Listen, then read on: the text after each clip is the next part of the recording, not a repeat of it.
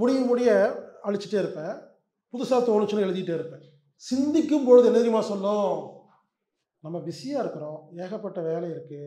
நம்ம எப்பவுமே முதல்ல டக்கு டக்குன்னு ஒரு வேலையை நினச்சிருவாங்க. ஆனால் அதை இன்னும் ஸ்மார்ட்டாக பண்ணுறதுக்கு திங்க் பண்ணுறது இல்லைங்க. ஜெர்மன் டெக்னாலஜி அப்படின்னு உயர்வாக சொல்கிறாங்க. வாட்ச் தெரியுமா? ஜெர்மன் வாட்ச்னு நம்மளே சொல்கிறோம் இல்லையா?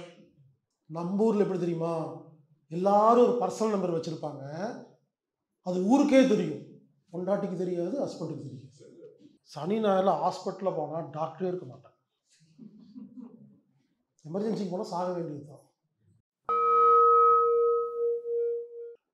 வாழ்க வையகம். எனக்கு ஒரு பழக்கம் இருக்குங்க. டெய்லி செய்ய வேண்டிய வேலையை ஒரு சின்ன பேப்பரில் எழுதுவேன். எப்பவுமே என் பேக்கெட்டில் ஒரு வெள்ளை பேப்பர், சின்னதாக ஒரு வெள்ளை பேப்பர் இருக்கும். அது 4ஆக மடித்து வச்சுருப்பேன். ஒன்றில் அந்த 4ஆக மடித்ததில் ஒன்று ஃபோன், வாட்ஸ்அப், கேஷ், ஒர்க், இந்த மாதிரி எழுதி வச்சுருப்பேன். யாருக்கெல்லாம் ஃபோன் பண்ணணும், முக்கியமாக யாருக்கெல்லாம் வாட்ஸ்அப்பில் பதில் சொல்லணும், யாருக்கு பணம் கொடு, இந்த மாதம் யாருக்கெல்லாம் பணம் தரணும், அந்த மாதிரி எழுதி வச்சுருப்பேன். அப்புறம் இன்றைக்கி டுடேன்னு போட்டிருப்பேன், இன்றைக்கி செய்ய வேண்டிய வேலைன்னு. இது எப்பவுமே எழுதுவேன். முடிய அழிச்சிட்டே இருப்பேன். புதுசாக தோணுச்சுன்னு எழுதிட்டே இருப்பேன். நிறையா வேலையை பார்த்துட்டு இருக்கிறனால அடுத்த நாள் காலையில் உட்காந்து பழைய பேப்பர், புது பேப்பரை வச்சு பழசெல்லாம் எழுதிட்டு வச்சுக்குவேன். இது ஒரு பழக்கம்.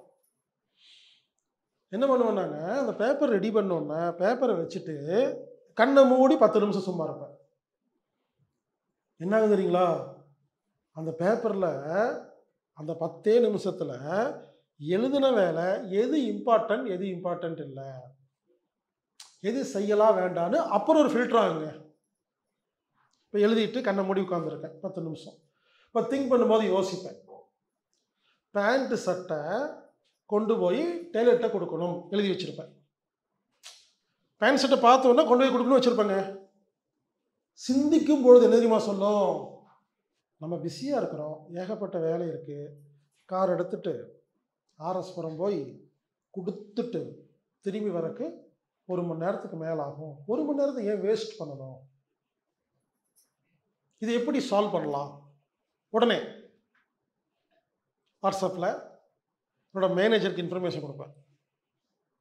நான் ஒரு பேண்ட் சட்டையை என்னோடய வீட்டில் டேபிளில் வச்சுருக்கேன். ஒரு ஃபோட்டோ எடுத்து அனுப்பிச்சிடுவேன். வீட்டுக்கு வந்து எடுத்துகிட்டு போய் ஆர்எஸ்புரத்தில் சேரன் டெய்லர் கொடுக்கணும். அதோட அட்ரஸ் மேப் அனுப்பிச்சிடுவேன். நீங்களே ஃபாலோ பண்ணிக்கணும். ஃபாலோ பண்ணுற வேலை கூட மிச்சம். நீங்களே ஃபாலோ பண்ணி அளவு இருக்குது, நீங்களே ஃபாலோ பண்ணி தைச்சி முடிச்சோன்னா காசு கொடுத்து கொண்டு வந்து அதே டேபிள் வச்சுட்டு எனக்கு இன்ஃபர்மேஷன் கொடுங்க அப்படின்னு சொன்னோன்னே எனக்கு என்னென்னா என்னோடய நேரம் மிச்சமாகிடுச்சு. இல்லை இப்படி தான் பண்ணணும்னு சொல்லிங்க. அதை இன்னும் ஸ்மார்ட்டாக பண்ணுறதுக்கு ஒரு ஐடியா கிடைக்கும் இல்லையா? அந்த ஐடியா தான் சொல்கிறேன். அப்படி உங்களுக்கும் ஐடியா கிடைக்குங்கிறாங்க. அப்புறம் இன்னொன்று, பிரகாஷ் வீட்டில் போய் 10,000 ரூபா கொடுக்கணும் அப்படி எழுதி வச்சுருப்பேன்னு வச்சுங்களேன். சரி, அவர் வீட்டுக்கு போய் 10,000 ரூபா கொடுத்துட்டு வரணும்னா அதுக்கு 2 மணி நேரம் ஆகும். எதுக்கு ஜிபே பண்ணிடலாம் அப்படின்னு தோணுங்க. நம்ம எப்பவுமே முதல்ல டக்கு டக்குன்னு ஒரு வேலையை நினச்சிருவாங்க. ஆனால் அதை இன்னும் ஸ்மார்ட்டாக பண்ணுறதுக்கு திங்க் பண்ணுறது இல்லைங்க. இப்போ யோசிக்கிறேன், எதுக்கு பிரகாஷ் வீட்டுக்கு போகணும்? ரொம்ப நாள் ஆச்சு, அதான் அடுத்த வாரம் இந்த ஃபங்க்ஷனுக்கு போக போகிறோமல்ல, பார்த்துக்கலாமா? யோசிச்சு இப்போது நேரில் போய் பணம் கொடுக்க வேண்டிய அவசியம் இல்லை, ஜிபே பண்ணால் போதும். அப்போது எழுதின வேலையெல்லாம் 10 நிமிஷம் உட்காந்து யோசிச்சோன்னே ஸ்மார்ட்டாக யோசிக்கும் போதே தீர்ந்துருதுங்க. சரகலை இப்போ நடத்தியிருந்தேங்க. அந்த வகுப்பு முடித்தோடனே ஒரு வாட்ஸ்அப் நம்பர் கொடுத்து எல்லோரும் கேள்வி கேளுங்கன்னு சொல்லியிருந்தேன். எல்லோரும் கேள்வி கேட்டிருந்தாங்க. எனக்கு ரொம்ப பிஸி ஆகிட்டேன். அப்போ கொஞ்சம் யோசிக்கிறேன், நிறைய பேர் கேள்வி கேட்டு பதில் சொல்ல முடியலைங்க. பாருங்கள், திங்க் பண்ணுறேங்கிறேங்க. அப்போ எனக்கு மன உளைச்சலாக இருக்குது. ஐயோ, நம்ம நம்பி எவ்வளோ பேர் கேள்வி கேட்குறாங்க, பதில் சொல்ல முடியலையேன்னு. அவங்களும் சார் என்ன சார் கேள்வி கேட்டு ஒரு வாரம் ஆச்சு பதில் வரலன்னு மெசேஜ் போடுறாங்க. புரிஞ்சுக்கிறது இப்படியெல்லாம் நான் சால்வ் பண்ணுறேன். இப்போ நான் திங்க் பண்ணுறேன், உட்காந்து யோசிக்கிறேன் என்ன பண்ணலாம். ஒரு ஐடியா கிடச்சிதுங்க. ஒரு ஆடியோ ரெடி பண்ணேன். அன்பு நண்பர்களே, இந்த மாதிரி நான் பிஸியாக இருக்கிறேன், அதனால தான் உங்களுக்கு பதில் சொல்ல முடியல, கொஞ்சம் காத்திருங்கன்னு ஒரு ஆடியோ ரெடி பண்ணி எல்லாத்துக்கும் அனுப்பிச்சிட்டேங்க. காலையில் இதை திங்க் பண்ணும்போது ஒரு பிரச்சனையை சால்வ் பண்ணுறதுக்கு ஐடியா கிடைக்குங்கிறங்க.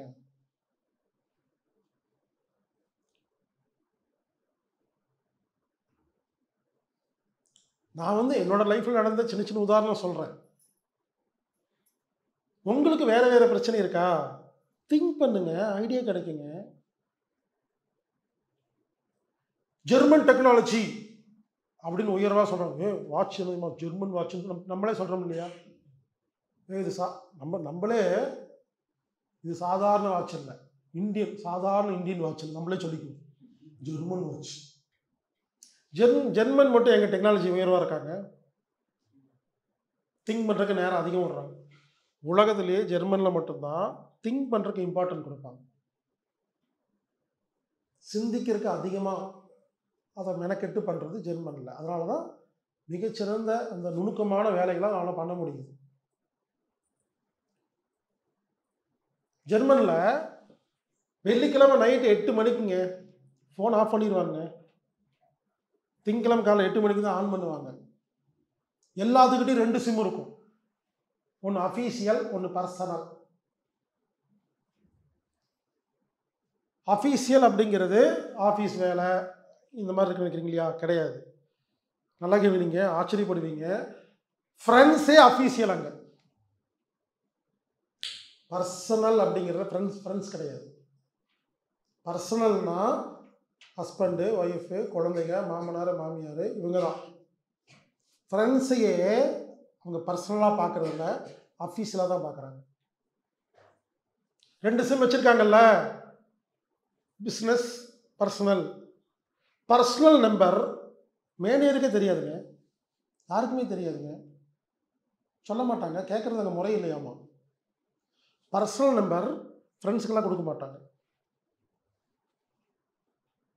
அவங்க 2 நம்பர் வச்சுருப்பாங்க. அதில் ஒரு நம்பரை வெள்ளிக்கிழமை நைட் 8 மணிக்கு ஆஃப் பண்ணிடுவாங்க. தொடர்பு கொள்ளவே முடியாதுங்க.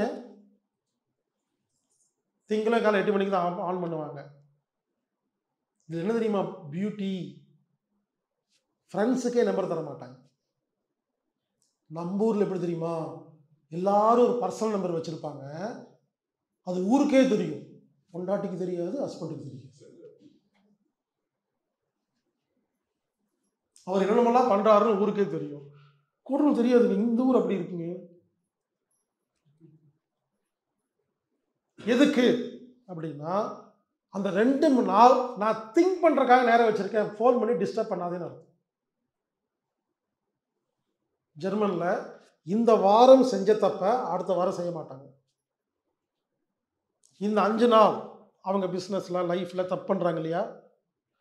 வாரம் 2 நாள் சும்மா. நம்ம பாருங்க, 7 நிமிஷம் சும்மா இருக்கிறதுக்கே இப்படி இருக்குன்னா, அவங்க வாரம் ஒரு முறை 2 நாள் சும்மா இருக்காங்க.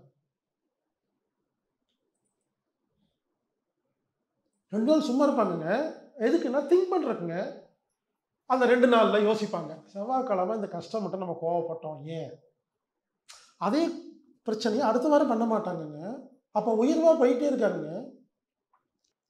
ஆனால் இதெல்லாம் ஒத்துக்கிறேங்க. ஆனால் ஜெர்மனில் பிடிக்காத விஷயம் என்ன தெரியுமா? சனி ஞாயிறில் ஹாஸ்பிட்டலில் போனால் டாக்டரே இருக்க மாட்டாங்க.